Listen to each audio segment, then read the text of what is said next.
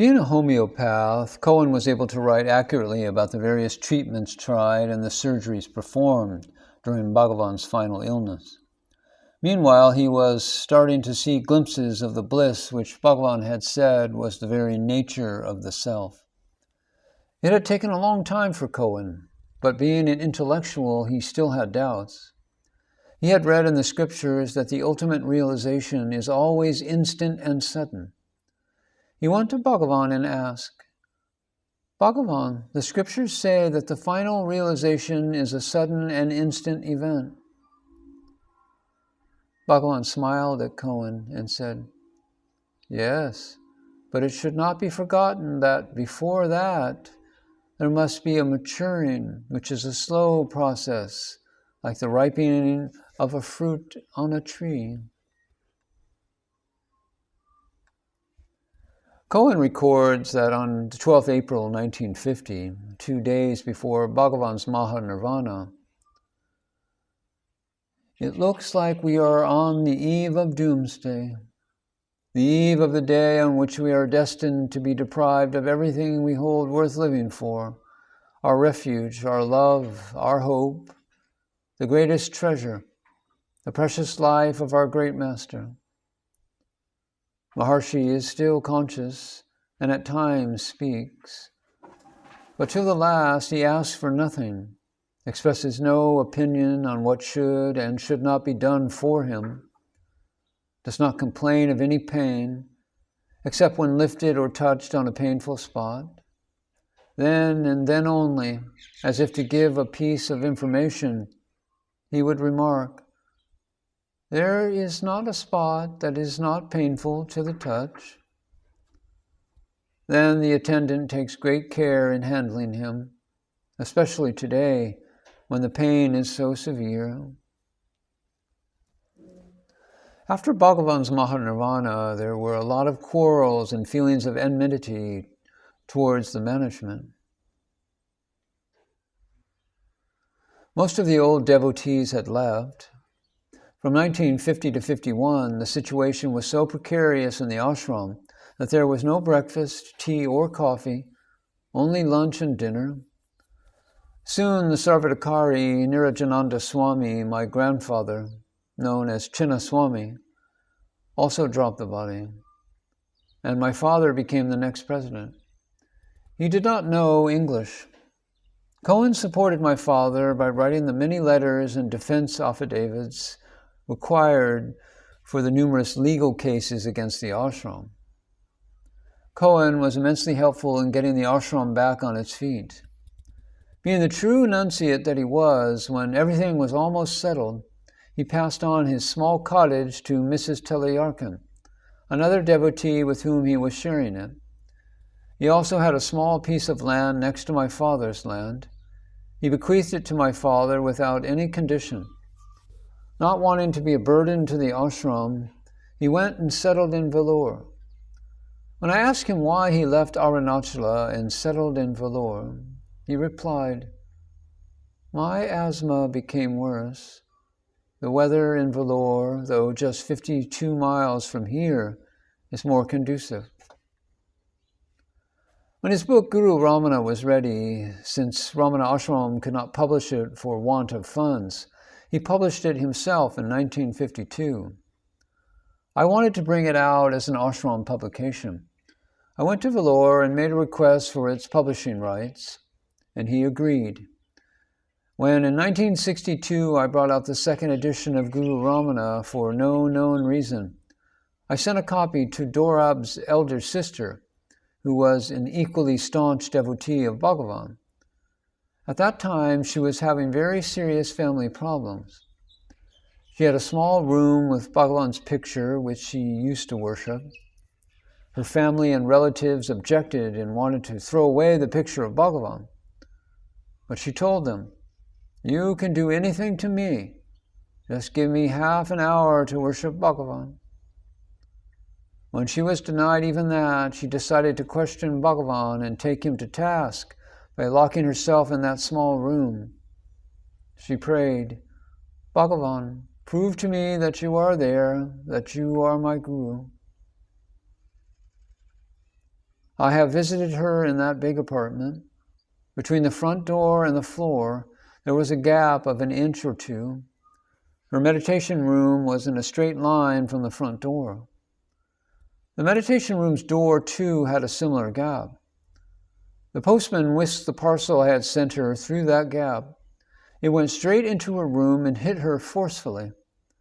The parcel was also amazingly open in such a way that when she looked down, she could see the title, Guru Ramana. Even today, I do not know all the people what made me send that copy to that particular lady in Mumbai. In Vellore, too, Cohen led an independent life. He never asked for help or money from anyone and lived very frugally. When seekers visited his house, he would fill them up with stories about Bhagavan and his teachings. One of the devotees, Dorab Framji, visited him regularly. On one such visit, Cohen was not to be seen. Searching for him, he found Cohen lying down in his bathroom. He had been lying in the bathroom for 7 hours as he could not get up. Dorab put him up in his house at the Ramana Nagar, opposite to the Ashram, with the request that I send him food.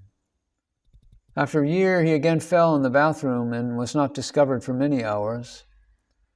Fortunately, Dorab came that day to Tiruvannamalai and found Cohen lying down in the bathroom.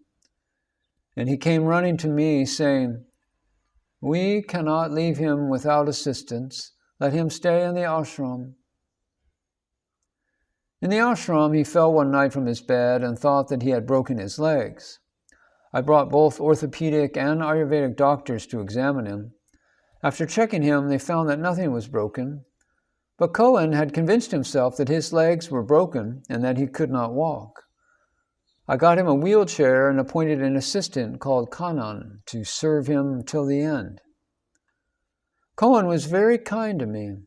If by 5 in the evening I was still in the ashram office engrossed in work, he would come by and urge me to stop for the day.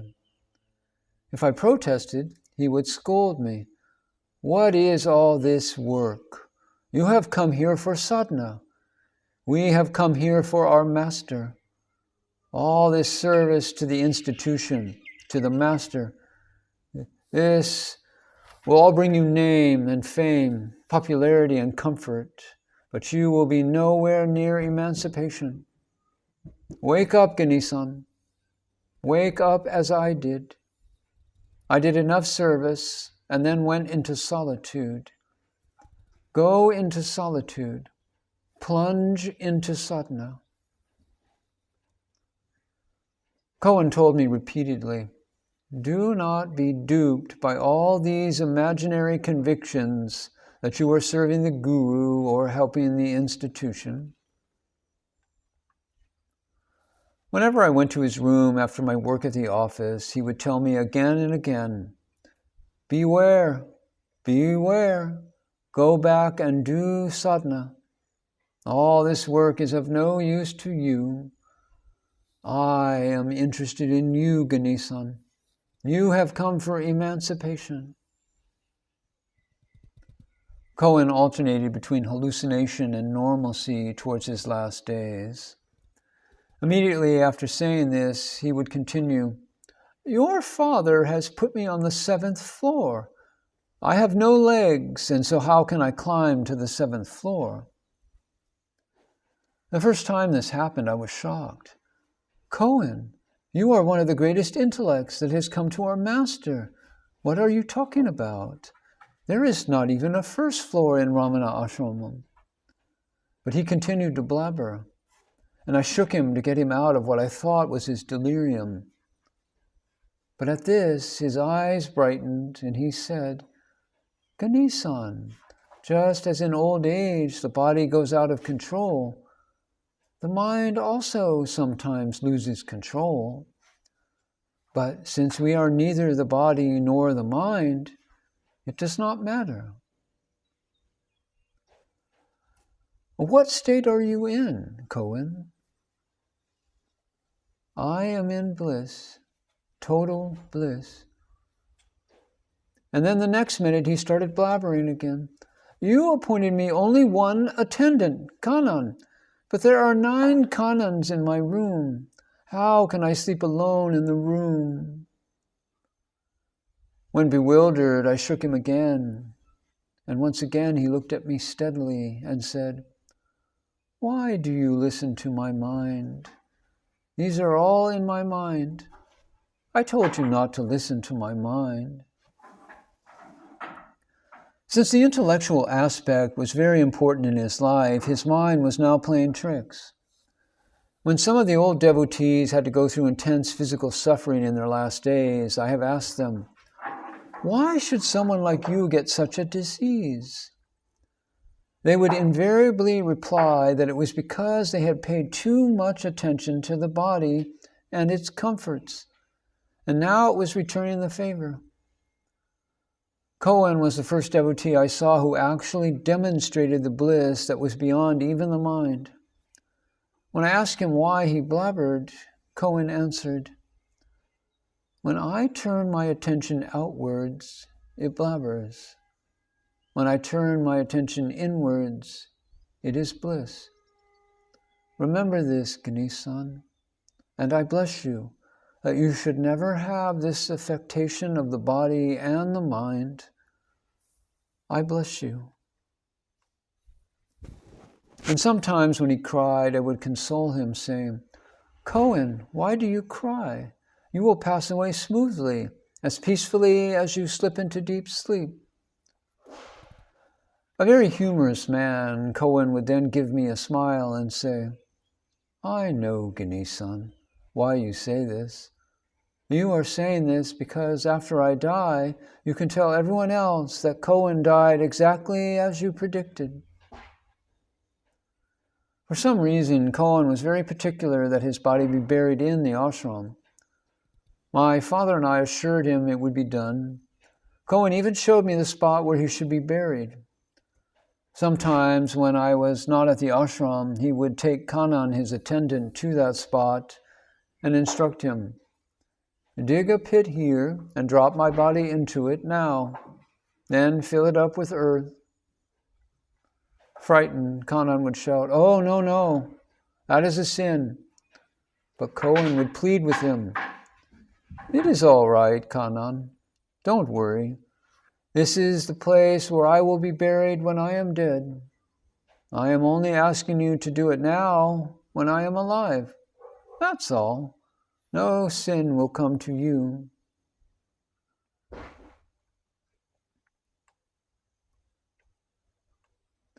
Sometime in 1980, I had to go away on ashram work. At that time, Cohen dropped the body. We don't know why Cohen wanted his body to be buried in the ashram. Unfortunately, despite the assurances given to him, his body was taken outside and given a common burial.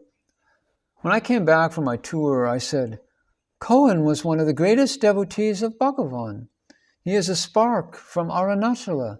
Could we not fulfill this small wish of his? I do not know how many will approve of it, but the fact is that I had his body exhumed and buried in the ashram where his samadhi now is.